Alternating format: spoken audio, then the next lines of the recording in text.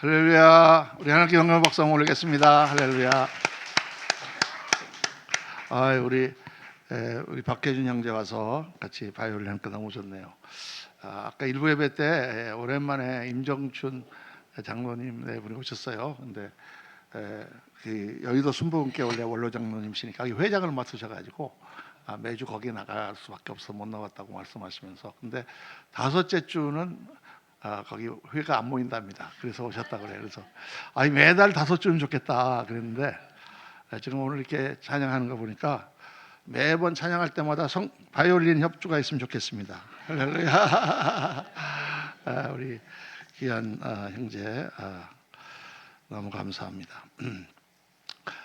이 시간에 우리 드리신 헌금 위해서 기도하고 우리 같이 말씀 묵상하도록 하겠습니다. 아버지 하나님 감사합니다. 저희들 오늘 귀한 성일조 앞에 나와 예배드리니 얼마나 마음이 감사하고, 또 정말 주님의 성령 이곳에 임하셔서 우리 한 사람 한 사람 만져주시고 우리의 모든 어려움과 문제 가운데 역사해 주시며 우리가 주 안에서 평안을 얻고 기쁨을 얻고 참 행복을 얻고 감사가 넘치는 저희 삶이 되도록 역사하여 주시옵소서. 오늘 저희들 주님 앞에 나오며 우리의 마음을 쪼개고 삶을 쪼개어 하나님 앞에 귀한 예물을 드렸습니다. 드린 예물이 하나님을 기쁘시게 하며 또 하나님 나라의 역사에 귀하게 쓰임받는 씨앗들이 되도록 축복하여 주옵소서. 드린 모든 손길에 복을 내려주시고 우리의 삶이 더 풍성하며 강건하며 하나님 나라를 위하여 더 헌신하는 손길들이 되도록 하나님 도우시고 인도하여 주옵소서. 우리 헌금뿐만 아니라 찬양으로, 또 교회 모든 예배 준비로, 또 주일학교 교사로, 부엌에서 청소로, 모든 교회 일로 헌신하는 손길들 하나님 일일이 다 보시고 받으시고 그 삶을 하나님 축복하시고 우리의 삶을 통하여 영광 받아 주시옵소서. 감사와 찬송과 영광을 주 앞에 올리며 우리 구주 예수 그리스도의 이름으로 축복하며 기도하옵나이다. 아멘, 아멘, 아멘. 오늘 우리 말씀은 고린도전서 13장 13절 우리 한 절 말씀입니다. 우리 다 같이 한 목소리를 읽겠습니다. 그런즉 믿음, 소망, 사랑 이 세 가지는 항상 있을 것인데 그 중에 제일은 사랑이라. 아멘, 아멘, 아멘. 오늘 말씀 제목은 최고의 인생이라는 그런 제목입니다. 지금 현재 제가 수요일마다 한 주 건너서 사랑장을 묵상하고 있는데 그 사랑장의 맨 마지막 결론 말씀이죠. 그런데 오늘은 조금 다른 각도에서 믿음, 소망, 사랑 이 세 가지가 우리 가운데 있어야 한다. 그것이 우리를 최고의 인생으로 만드신다라는 그러한 내용으로 같이 말씀을 묵상하려고 합니다. 이 세상에는 예수님 믿는 사람, 하나님을 믿는 사람과 믿지 않는 사람, 그렇게 두 종류가 있습니다.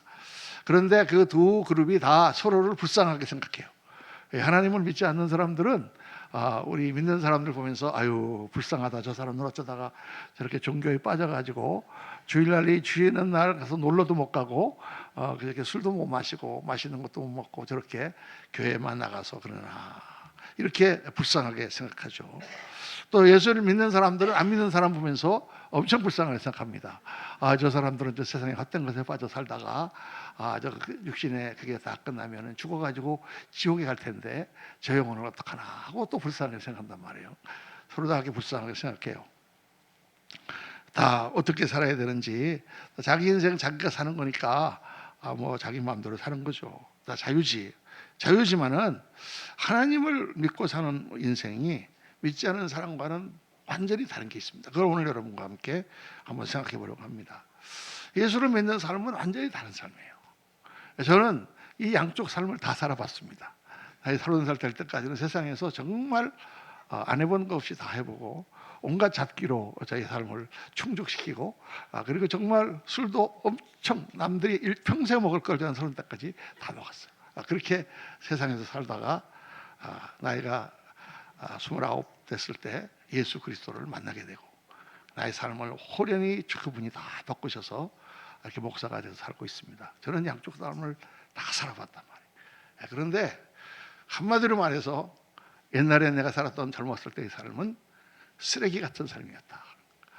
그리고 나서 예수님 믿고 만나는 삶은 정말로 복된 삶이었다. 이렇게 말할 수밖에 없어요.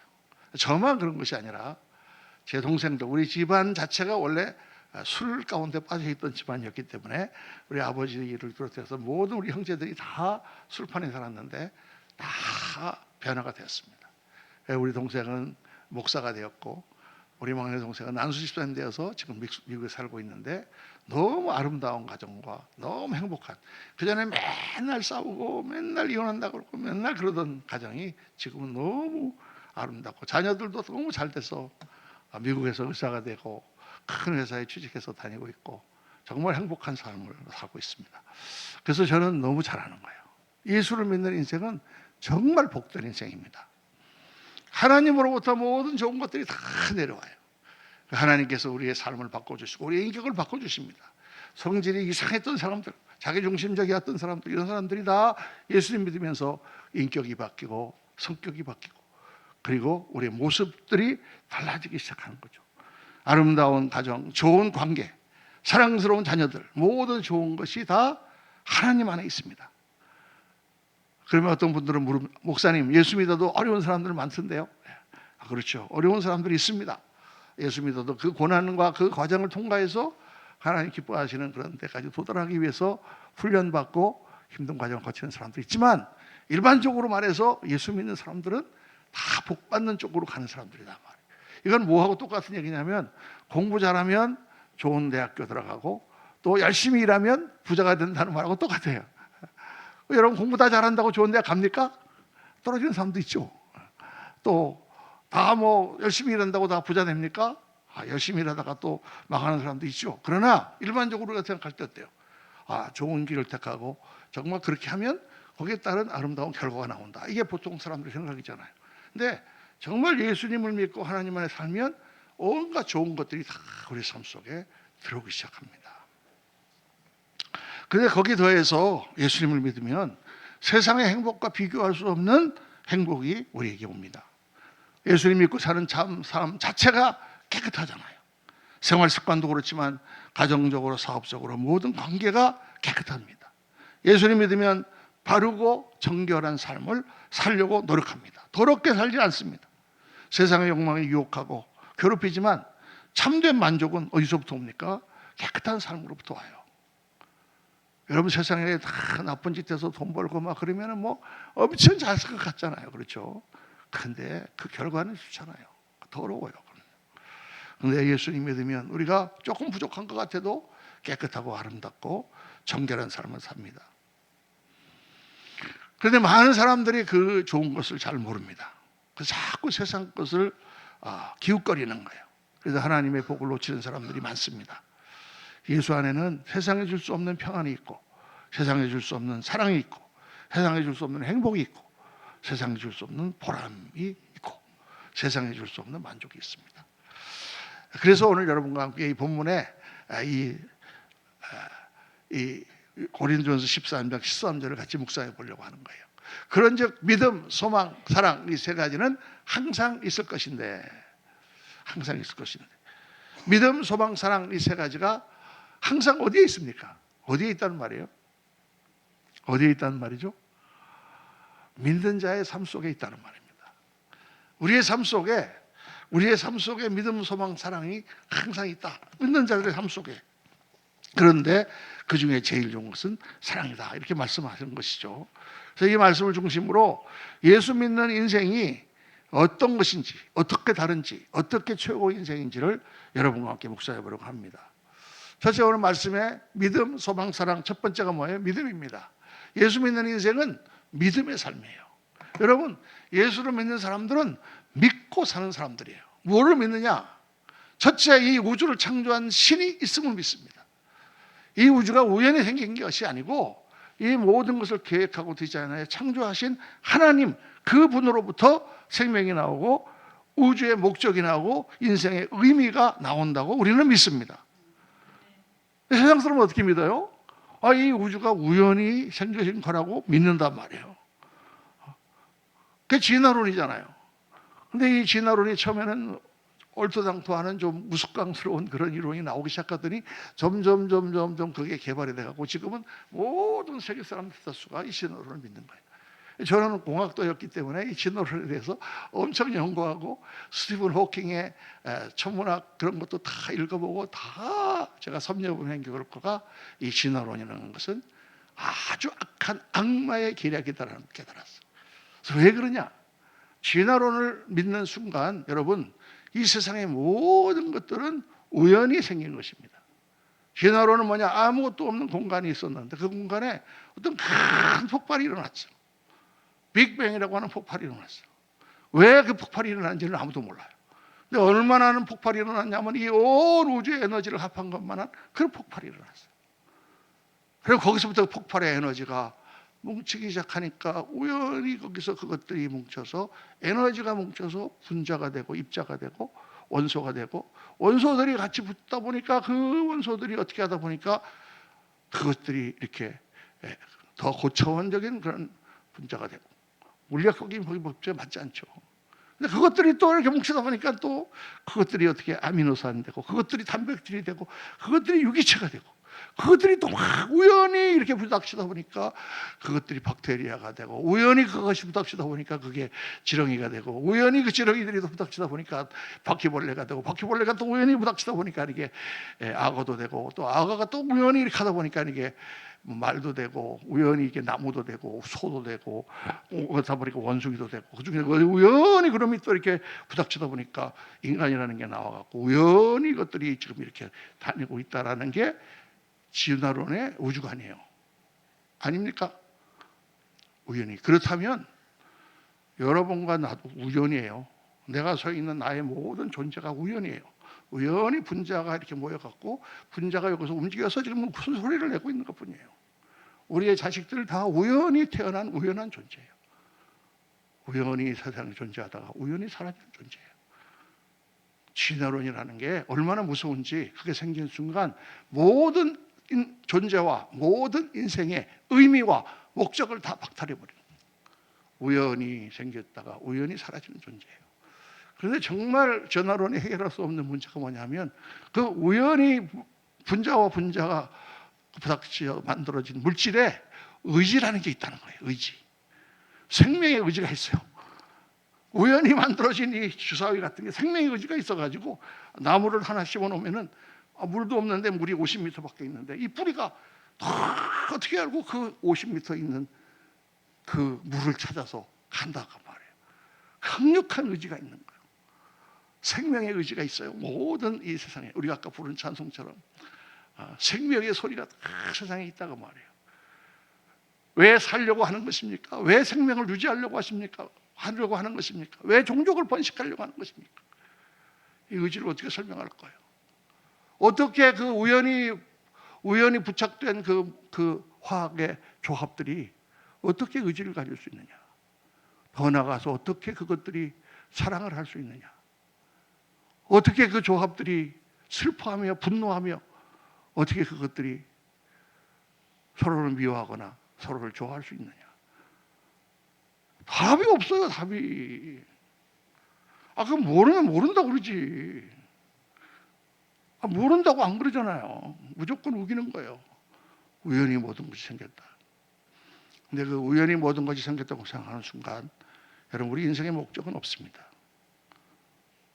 우연히 살다가 우연히 없어지는 우연 같은 존재들입니다. 그런데 예수 믿는 사람들은 하나님을 만난 사람들이잖아요. 우리는 하나님을 믿습니다. 이 모든 존재의 근원이신 그분을 믿습니다. 그 하나님이 생명의 근원이시며 그분은 절대자시며 이 우주의 주인이심을 우리는 믿습니다. 하나님 우리의 근본이시죠. 우리 인생에게 생명과 길과 진리를 제공하시는 분입니다. 그분이 있기 때문에 우리는 어떻게 살아야 되는지 인생의 길을 알고 그분이 있기 때문에 우리는 어디를 향하여 가는지 인생의 목적지를 알고 그분이 있기 때문에 우리는 더 아름답고 더 행복하고 더 귀한 삶을 살려고 노력하는 것이죠. 그분이 모든 가치를 제공하는 것입니다. 우리 이제 다음 주일부터 그 C.S. 루이스의 스크루테이프의 편지라는 그러한 그 책을 가지고 우리 박영두 목사님께서 같이 이렇게 책을 읽고 같이 토론하고 하는 그런 프로그램을 진행하신다고 해요. 몇 분 연락 받으셨죠?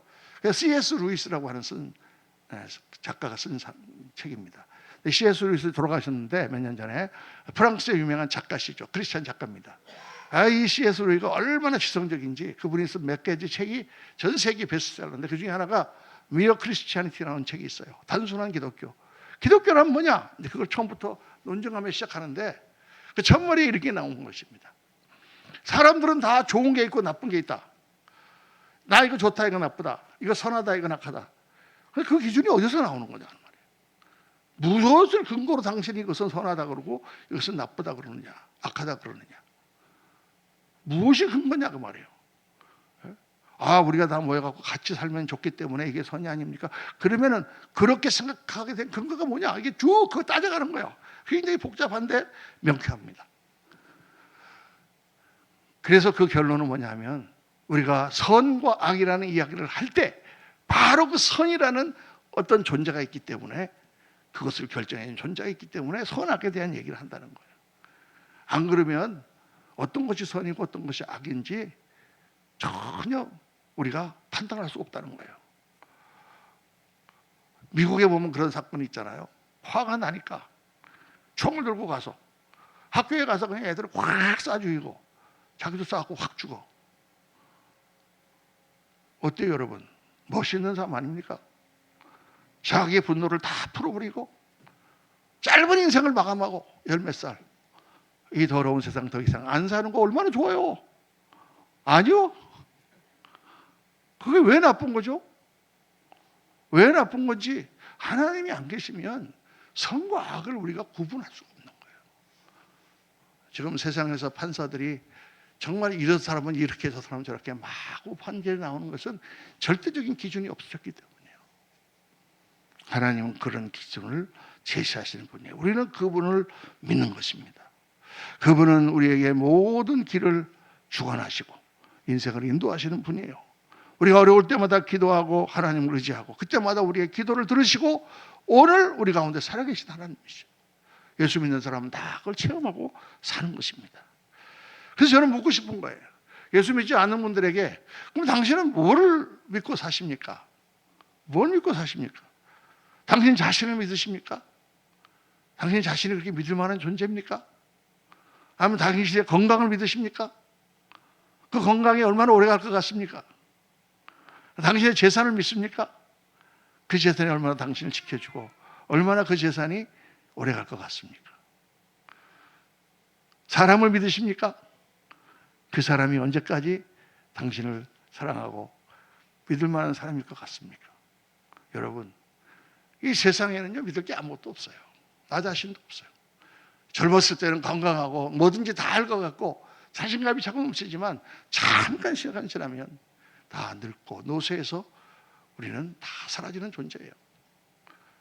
믿을 게 아무것도 없습니다. 어차피 인간은 쓸쓸히 시들어가는 존재예요. 어떤 것도 나를 지켜주지는 못하는 것입니다. 그러니까 세상 사람들은 믿는 게 없이 사는 거예요. 그래 늘 불안하고 늘 답답하고 늘 짜증이 나는 것입니다. 우리는 하나님을 믿습니다. 그분이 우리를 지키시고 인도하시는 것을 믿습니다. 또 그뿐만 아니라 그 하나님 안에서 사람을 믿습니다. 저는 우리 교회에 나온 성도님들을 딱 제가 이렇게 만나보면 다 믿어요. 믿어져요. 정확하게. 이 사람이 좋은 사람이구나. 딱 알 수 있어요. 사람을 믿는다는 게 얼마나 좋아요. 사람은 변덕스럽고 믿을 수 없는 그런 존재이지만 하나님을 믿는 사람들은 그 안에서 서로 믿어주고 서로 삶을 나눕니다. 예수 믿는 사람은 신의를 지킵니다. 물론 그렇지 않은 사람들도 가끔 있지만 성경은 서로 약속을 지키고 의리를 지키라고 우리에게 가르칩니다. 여러분, 서로 믿으며 살아간다는 게 얼마나 좋은 것입니까? 서로 다 우리가 믿는다면 우리는 정말 이상적인 사회를 만들고 이상적인 공동체를 만들 수 있을 거예요. 그래서 예수 믿는 삶은 그 존재의 근원이신 하나님을 믿는 삶입니다. 뿐만 아니라 그분을 믿기 때문에 예수 믿는 사람은 소신을 가지고 살아가는 거예요. 세상이 어떻게 바뀌어도 어떻게 나한테 불이익이 있어도 이것이 옳은 길이기 때문에 나는 이 길로 갑니다. 소신을 갖고 살아가요. 예수 믿는 사람들은 하나님 계시니까. 이 세상의 것을 추구하는 사람들은 소신이 없어요. 무슨 어떤 고상한 판사의 직을 가져도 누가 돈을 주면 다 넘어가는 요즘 그런 세상이잖아요. 실용주의, 돈이 최고인 세상. 예수 믿는 사람은 아무리 악에 창궐한 것 같아도 우리는 끝끝내 정의가 승리함을 믿습니다. 아무리 악의 세력이 강해도 우리는 결단코 악에 휘둘리지 않습니다. 세상이 아무리 변해도 우리는 굳게 서서 살아갑니다. 소신을 가지고 사는 인생이 얼마나 멋있습니까? 이 땅에 선과 악이 싸우고 있지만 우리는 정의의 편에 서는 사람들이에요. 지금 죽더라도 영원한 하나님 나라에서 하나님 보상하신 것을 믿고 사니까 이 땅의 악한 것에 휘둘리지 않습니다. 시대가 바뀌어도 변하지 않는 진리의 말씀을 따라 소신 있게 살아가는 삶, 그게 예수 믿는 인생이에요. 야, 이것만 하더라도 예수 믿을만 하잖아요. 두 번째로 예수 믿는 사람은 꿈을 가지고 사는 사람, 소망의 삶입니다. 우리는 이 땅에서 꿈을 품고 사는 사람들이에요. 막연히 사는 게 아닙니다. 예수 믿는 사람들은 꿈꾸는 사람들입니다. 꿈이 있는 사람은 행복합니다. 지금은 내가 이렇게 하고 있지만 내가 반드시 이 꿈을 이루리라. 그런 사람은 힘이 있고 또 그 안에 행복이 있습니다. 우리는 그 꿈을 품고 하나님 앞에 기도합니다. 하나님 우리에게 꿈을 주시고 하나님 그 꿈을 통하여 역사하여 주옵소서. 하나님은 그 사람들을 통하여 지금까지 역사해 오셨어요. 성경을 보면 아브라함이라고 하는 팔레스타인의 한 유목민, 그 유목민에게 자식이 없는데 꿈을 주세요. 밤하늘의 별을 보여주시면서 내가 이 하늘의 별보다 더 많은 자손을 너에게 주리라. 아브라함 그 꿈을 믿고 하나님을 의지하여 믿음의 조상이 됩니다. 모세라고 하는 사람을 불러서 하나님은 꿈을 주세요. 너희 동족이 200만이나 지금 이집트에서 노예 생활을 하고 있다. 가서 그들을 구해내라. 모세가 그 꿈을 품고 이집트로 돌아가서 하나님 역사 가운데 그들을 구해냅니다. 그게 성경의 스토리예요. 모든 성경의 스토리에 보면 그 스토리에 하나님의 꿈을 꾼 사람들이 있습니다. 예수님이 이 땅에 오셔서 십자가를 지시고 나서 그 제자들을 키우시고 그 제자들에게 꿈을 주셨어요. 너희는 가서 모든 족속으로 제자를 삼아 아버지 아들과 성령의 이름으로 세례를 주고 내가 너에게 분명한 것을 가르쳐 지키게 하라. 그들이 예수님의 그 꿈을 이어받아 가지고 복음을 들고 전 세계로 나갔습니다. 당시에는 로마 제국이에요. 엄청나게 육신적이고 향락적이고 모든 곳으로부터 다 뺏어오고 노예들을 데려와 가지고 로마 사람들이 흥청망청 사는 그런 시대입니다. 그런 시대에 예수 그리스도의 피 묻은 십자가의 복음을 들고 나갔을 때 어떻게 했어요? 로마 사회에서 그들을 박해하고 죽이고 허영시키고 온갖 박해를 다 했지만 그들은 꿈을 가지고 복음을 전했습니다. 260년 동안 엄청난 핍박이 왔지만 그들은 지지 아니하고 예수 그리스도를 전파했고 AD 313년 콘스탄틴 황제가 밀라노 책력을 딱 발표함으로 기독교가 홍인되고 세상에 나오게 되고 곧이어서 대로마 제국이 기독교 국가가 되었습니다.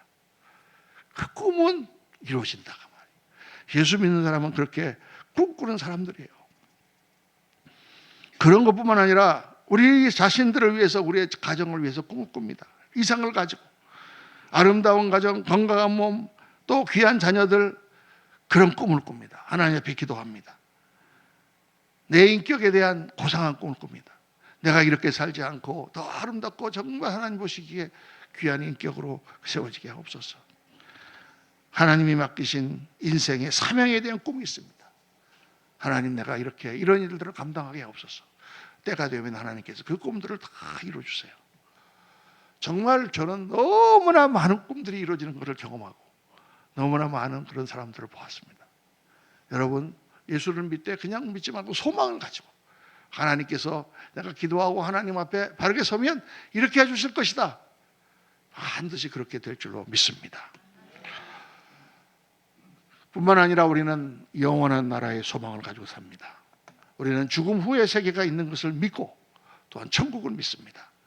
천국의 소망을 가지고 이 땅에서 힘차게 살아갑니다. 그래서 예수 믿는 사람은 죽을 때도 웃으면서 죽습니다. 할렐루야. 내 인생이 마치고 죽음의 문턱을 넘어 영원한 나라로 우리는 들어가는 사람들이란 말이에요. 후회하지 않는 인생을 살고 영생의 믿음을 가지고 담대하게 죽음의 문턱을 넘어가는 것이 얼마나 축복된 인생입니까? 그러나 믿지 않는 사람들은 안 죽으려고 발버둥 치다가 억지로 끌려가며 세상을 하직하는 거죠. 돌아갈 고향에 있는 우리들은 행복한 사람들입니다. 할렐루야. 소망의 삶, 셋째로 사랑의 삶. 예수 믿는 사람은 사랑의 삶입니다. 이 땅의 모든 생명체는 사랑을 먹고 삽니다. 개도 소도 하다못해 식물도 사랑을 주어야 그것들이 싱싱하고 아름답게 자라죠. 왜 그러냐? 생명을 지으신 하나님께서 사랑이시기 때문입니다. 그분은 사랑을 나눠주셨어요. 그래서 사람은 사랑을 위해 살도록 그렇게 창조되었습니다. 사랑이 없으면 죽고 싶고 살아도 무의미합니다. 사랑이 없는 곳에는 아무 행복이 없습니다. 엘비스 프레슬리라고 하는 유명한 가수가 죽으면서 그런 유명한 말을 했습니다. 누가 와서 나를 30분만 사랑해 준다면 내가 전 재산의 반을 주겠다. 아니 왜 그 사람이 오빠 부대가 그렇게 많은데 사랑이 없다 그럴까? 참 신기하죠. 여러분 정말 내 옆에 사랑하는 사람이 있고 그 사람이 나를 사랑해 준다면 얼마나 우리가 행복합니까? 이 외로움보다 더한 고통은 없어요. 교도소에서 가장 무서운 형벌은 독방이라고 합니다. 인간은 혼자 살 수 없는 존재예요. 우리는 하나님의 사랑을 알고 그 사랑 가운데 사는 거예요. 그러니까 하나님이 우리를 특별히 한 사람 한 사람을 사랑하세요. 여기 나오신 모든 분들을 하나님은 사랑하세요. 한번 따라합시다. 하나님은 나를 특별히 사랑하신다. 목사님을 특별히 사랑하시지 뭘 사랑하십니까? 아니에요. 저를 사랑하는 것과 똑같이 여러분 한 분 한 분을 하나님은 사랑하십니다. 그 사랑 안에서 우리는 자신감을 갖고 정말 인생의 의미를 올바로 깨닫고 살아가는 거예요. 네, 여러분 이 세상의 사랑은 사랑 비슷한 것들이 많이 있지만 세상의 사랑의 특징 한마디로 딱 말하면 세상의 사랑은 자기중심적인 사랑이에요. 내 중심대로 사랑하는 거야. 내 중심대로. 내 중심을 가지고. 그게 성격이 이상한 사람들은 애를 때리면서 사랑한다고 그래. 그 사람 중심이 아니라 내 중심으로 사랑하는 거예요. 그리고 사랑하다가도 내 마음에 맞지 않으면 싸우고 막 그러는 거예요. 근데 하나님의 사랑은 어떤 사랑이에요? 우리가 다 그렇게 못하지만은 우리가 죄성을 가지고 태어났기 때문에 자기중심적인 본성을 어떻게 못하지만 우리는 성경 말씀 가운데 배우면서 하나님의 사랑은 어떤 사랑이냐?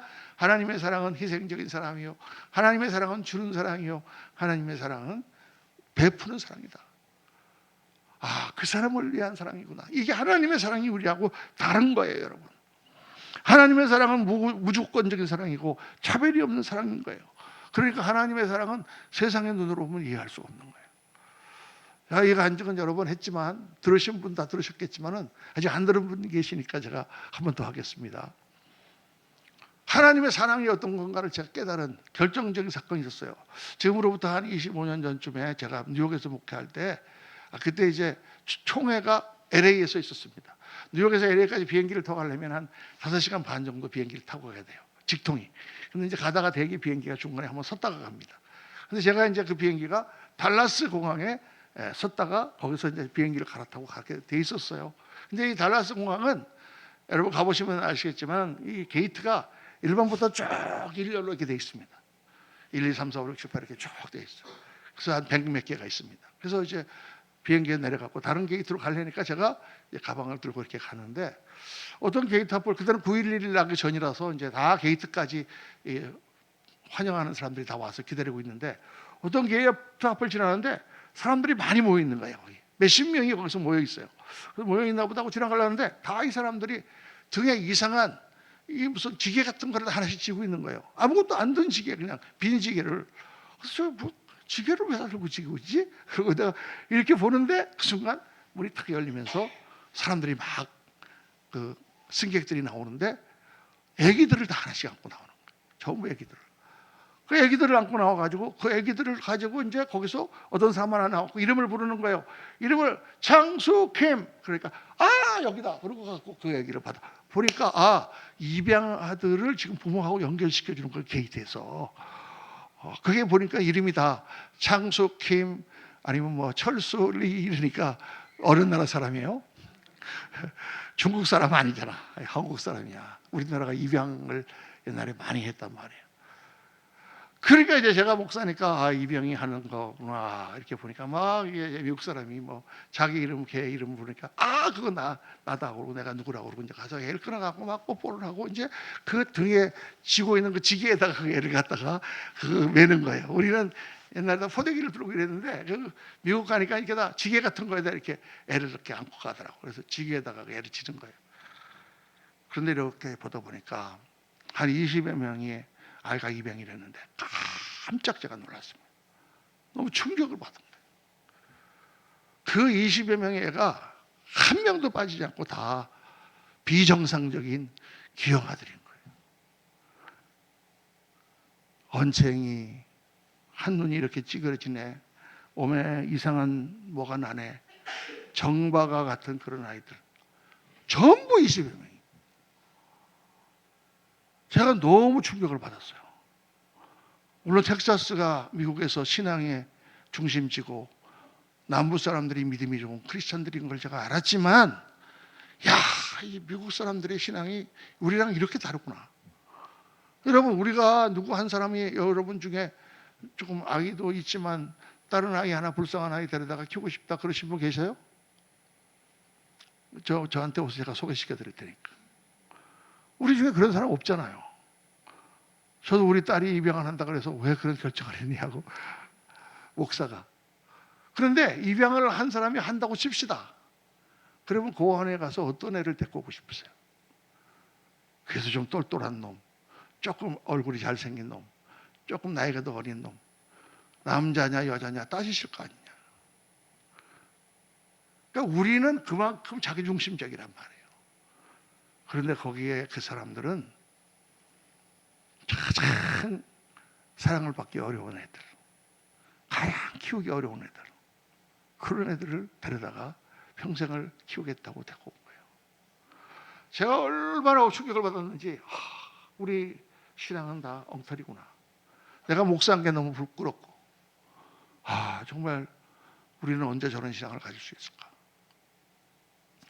하나님의 사랑은 우리가 이해 못하는 거예요. 그 예수님께서 우리를 위하여 십자가를 지시고 거기서 피를 흘리시고 우리의 죄값을 담당하였다는 것을 어떻게 사람들이 이해할 수 있겠습니까? 하나님의 사랑의 차원에서만 있을 수가 있는 거예요. 그러니까 그 사랑을 받고 예수님이 나 같은 죄인을 정말 값없이 천국으로 데리고 가시는 구원을 이루셨으니까 나도 그런 사랑을 어떻게 한번 해보겠습니다. 그래서 우리가 희생적인 사랑, 헌신적인 사랑을 하는 거죠. 그렇지 않으면 누가 왜 자기가 손해보고 자기가 억울하고 자기가 괴로운 그런 사랑을 하겠습니까? 우리는 부족하지만 우리는 하나님의 사랑을 받은 사람들이에요. 그래서 우리는 누구든지 우리에게 주신 사람들은 잘났건 못났건 부자건 가난하건 배웠건 못 배웠건 간에 다 천하보다 귀한 보석과 같이 생각하고 사랑하는 거죠. 할렐루야. 그게 교회의 정신이에요. 기독교의 정신이고. 누가 와도 우리는 다 이게 보석이구나. 이건 좀 덜 깎인 보석이구나. 이거는 조금 값이 덜 나가는 보석이 있지만 보석이구나. 다 보석처럼 우리가 사랑하는 것입니다. 그리스도 안에서 우리는 다 한 형제인 것이죠. 굉장히 이상적이고 허황된 것 같지만 그 사랑이 우리가 추구하는 사랑이고 그 사랑을 우리 누리고 사는 거예요. 천국은 여러분 그런 나라입니다. 하나님은 우리를 너무 사랑하셔서 그 아들을 보내시고 예수 그리스도께서 우리의 모든 죄를 다 지고 십자가에서 제물로 드려주셨습니다. 그래서 누구든지 예수님을 믿고 예수님께 붙은 자는 다 천국으로 하나님께서 인도하신다고 성경이 약속하고 있는 것입니다. 예수 믿는 삶이 그런 삶이에요, 여러분. 얼마나 귀합니까? 하나님은 우리를 사랑하실 뿐만 아니라 또 우리 사랑을 받기를 원하세요. 하나님이 뭐가 부족해서 우리 사랑을 받으신단 말인가? 하나님 우리를 사랑하니까 우리 사랑을 받기 원하시는 거예요. 우리가 사랑하는 자식으로부터 사랑받기 원하지 않습니까? 모든 부모가. 자식은 부모를 사랑할 줄 잘 모르지만 부모는 자식의 사랑이 얼마나 그리운지 몰라요. 우리 어머니가 또 아프셔가지고 아주 식사도 못 하시고 막 그러셨어요. 그래서 어떻게 해야 되나, 돌아가실 때가 됐나. 그랬더니 우리 둘째 아들이 내려가고 있으니까 금방 살아나셨어요. 할렐루야. 제가 또 오늘 또 내려가면 또 살아나십니다. 그 아들 하나가 오면은 어머니가 다시 살아나는 거예요. 하나님이 우리 사랑을 받기를 원하세요. 그래서 하나님과 우리가 사랑을 나누며 살아간다는 것 자체가 최고의 인생인 거예요. 여러분 젊은 남녀가 그러지 않습니까? 당신이 나를 사랑해 준다면 나는 이 세상에 부족할 게 없어. 그래 본 적 있으세요? 없으세요? 그 사람 한 사람만 사랑을 받아도 우리는 부족할 게 없잖아요. 그 여자가 나를 사랑해 주는데, 그 남자가 나를 사랑해 주는데, 사람의 사랑, 변하는 사랑, 그 사랑도 그렇게 우리를 황홀하게 하는데, 온 우주의 창조자이신 하나님이 나를 그렇게 사랑하고 나와 함께 계시는데 뭐가 부족한 게 있습니까? 그래서 예수 믿는 삶은 최고의 삶인 거예요. 사랑하는 성도님들, 혹 저를 아시는 분들은 저를 불쌍하게 여기실 분이 계실지 몰라요. 저 사람 미국 가서 유학하고 박사 따서 교수를 하든지 큰 회사에 들어가서 중역을 하든지 그런 사람이 어쩌다가 종교에 빠져가지고 맨날 교회 개척한다고 조그만 교회 하면서 저렇게 다니나, 저렇게 불쌍하게 사나, 후쯧쯧쯧 하면서 불쌍하게 생각하는 사람도 있을지 모르는데, 여러분 천만의 말씀입니다. 저는 목사가 된 것이 얼마나 황송하고 얼마나 감사한지 매일매일 감사해요. 나 같은 죄인을 하나님 사랑하셔서 영혼을 구원하는 그러한 거룩한 직분을 맡기셨다니. 제가 정말 잊을 수 없는 날이 1992년 처음 세례를 줄 때입니다. 91년 가을이에요. 우리 교회가 유치원 지하실이라서 장소가 없어가지고 우리 옆에 있는 중국교회를 빌려서 침례조가 있어서 거기 가서 6명을 세례를 줬습니다. 6명을 물속에 들어가서 내가 성부와 성자와 성령의 이름으로 세례를 주노라 하고 세례를 주고 나서 집에 왔는데 잠이 오지 않는 거예요. 너무 감사해서. 나 같은 죄인을 하나님 부르셔서 6명이나 세례를 내가 주다니, 내가 세례를 주다니 얼마나 감사한지. 그래서 제가 종종 그런 말을 합니다. 다시 태어난다면 목사님 뭐 하고 싶으세요? 그래서 제가 한번 생각해 봤어요. 뭘 하면 좋을까? 의사가 될까? 변호사가 될까? 박사가 될까? 정치가가 될까? 뭐 막 생각해 봤는데 다 그게 그놈이고 보니까 목사밖에 할 게 없어. 할렐루야. 정말 너무 감사한 거죠. 나같이 형편없는 자를 하나님 택하셔서 하나님의 종으로 삼으시고 귀한 영혼들을 하나님 인도하시는 그런 자리로 인도하시고, 얼마나 누가 이런 축복 받을 수 있겠습니까? 예수 안에는 참 진리와 인생의 길이 있습니다. 이 길밖에 없는 거예요. 그래서 이 설교는 사실 아직도 예수님을 확실히 믿지 못하는 분들에게 정말 중요한 설교입니다. 예수 믿는 게 얼마나 좋은 건지를 알고 예수님께 나오라. 그래서 한번 믿어봐라. 그런 설교예요. 그런데 사실 이 설교를 준비하면서 보니까 우리 믿는 사람들이 더 들어야 되겠다고, 이 말씀을. 왜? 정말 우리 안에 믿음과 사랑, 소망과 사랑이 있냐? 말이에요. 정말 여러분 안에 믿음, 소망, 사랑이 있습니까? 정말 그 믿음 안에 흔들리지 않고 그 소망 가운데 항상 행복하며 그 사랑 가운데 정말 행복한 삶을 삽니까? 아니다 말이에요. 왜 아닙니까? 제가 묵상해 보니까 확실치가 않아서 그래요. 확실치가 않아서. 정말 확실해요? 정말 확실합니까? 그러면 그게 우리 안에 있어야지. 많은 분들이 중간지대, 회색지대에 사는 거예요. 정말 예수 믿는 것도 아니고 안 믿는 것도 아니고 왔다리 갔다리 하다가 중간에서 대충 주일날 나오면 좀 이렇게 예수 믿는 것 같다가 또 세상에 나가면 아닌 것 같다가, 그러니까 하나님 주시는 이 믿음, 소망, 사랑이 정말 우리 안에 없는 거예요. 정말 예수님 믿고 나 자신을 드리고 주님을 바라보고 주님을 체험하고 나면 정말 우리 삶은 너무나 아름답고 복되고 영광된 최고의 인생을 살게 됩니다. 여러분, 중간에 사는 인생은 고달파요. 거기서 나오셔야 됩니다. 제가 우리 교회를 개척하면서 모토를 어떻게 붙였습니까? 삶 속의 그리스도인. 정말 한국에 와서 교회를 하면서 저는 그런 성도들을 몇 사람이라도 만들고 싶다. 정말 교회 안에서만 내가 예수 믿는 사람이고 교회 안에서만 신자가 아니라 어디 가서든지 예수님을 믿고 그 빛을 바라고 예수님 안에서 행복을 나누어주고 그리스도의 사랑을 나누어주는 그 사람들, 삶 속의 그리스도인들, 그들을 만들고 싶다. 그게 바로 여러분과 제가 그런 사람이 돼야 되는 거죠. 오늘 말씀을 묵상하면서 여러분 확실한 믿음 안에 거하십시오. 나에게 정말 강력한 믿음과 천국에 대한 소망과 하나님이 역사하실 꿈에 대한 확고한 믿음과 그리고 정말 그리스도의 사랑으로 내가 채워져 있는가, 그렇게 되게 도와주옵소서. 주님께서 우리를 최고의 인생으로 인도하십니다. 올바른 선택입니다. 그렇게 찬란한 인생을 살아가는 저와 여러분 되시기를 예수님 이름으로 축원합니다. 기도합시다. 아버지 하나님, 그렇습니다. 예수 믿고 사는 게 얼마나 좋은 인생인지, 세상에서는 먹고 마시고 잠깐 젊음을 즐기는 것 같은 인생이 좋은 것처럼 보이지만 곧 모든 것이 시들어지고 허망해지고 그리고 거칠고 돌멩이와 가시덤불이 넘치는 그런 세상에서 사람들은 살아갑니다.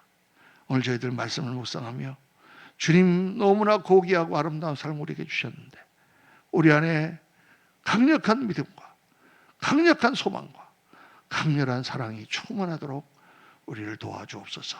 그렇게 기도하며 그러한 최고의 인생을 살아가는 우리 성도님들 다 되도록 복을 내려 주시옵소서. 감사와 찬송을 주 앞에 올립니다. 우리 구주 예수 그리스도 이름으로 축복하며 기도하옵나이다. 아멘.